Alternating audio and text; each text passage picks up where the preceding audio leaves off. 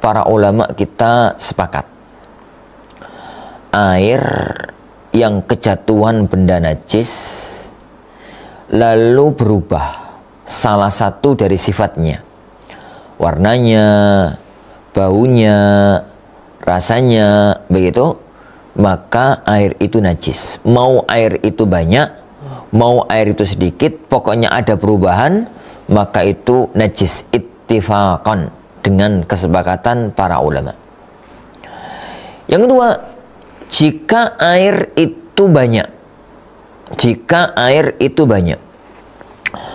lalu kejatuhan benda najis, lalu tidak berubah, airnya banyak, kejatuhan benda najis, dan tidak berubah salah satu dari warnanya, bau maupun rasanya, maka para ulama sepakat air itu tetap suci, mensucikan.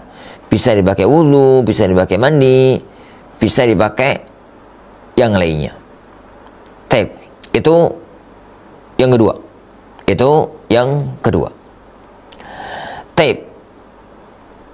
Dan itu disepakati oleh para ulama ya. Yang kedua itu poin yang disepakati oleh para ulama. Yang ketiga, jika air itu sedikit,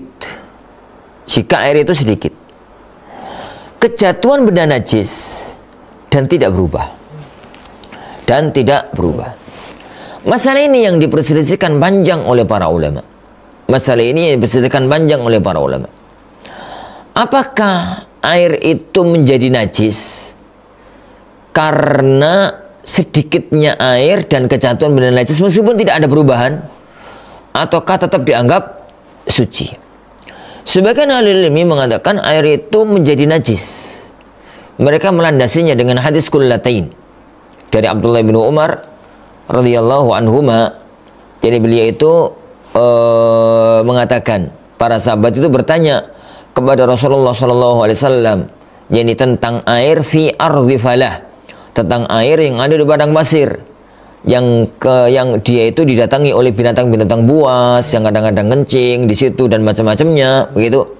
Tatkala ditanyakan kepada Rasulullah SAW, apakah air semacam itu boleh digunakan untuk berwudu, boleh digunakan untuk minum, boleh digunakan untuk yang lain, maka beliau SAW itu mengatakan, idza kana al-ma'u qullatain la yahmilul khabath. Jika air itu 2 kullah lebih, maka enggak ada yang membahayakan. Maksudnya enggak najis. Menunjukkan bahwasanya kalau air itu kurang daripada itu, maka najis meskipun tidak ada unsur perubahan. Di satu sisi sebagian para ulama mengatakan bahwasanya air itu mau sedikit mau banyak, patokannya bukan itu. Patokannya adalah yang penting air itu tidak ada perubahan. Jadi tidak ada perubahan. Secara pribadi, ana lebih cenderung untuk mengambil sikap hati-hati dalam masalah ini. Pastikan bahwasanya ibadah yang kita lakukan itu sahih.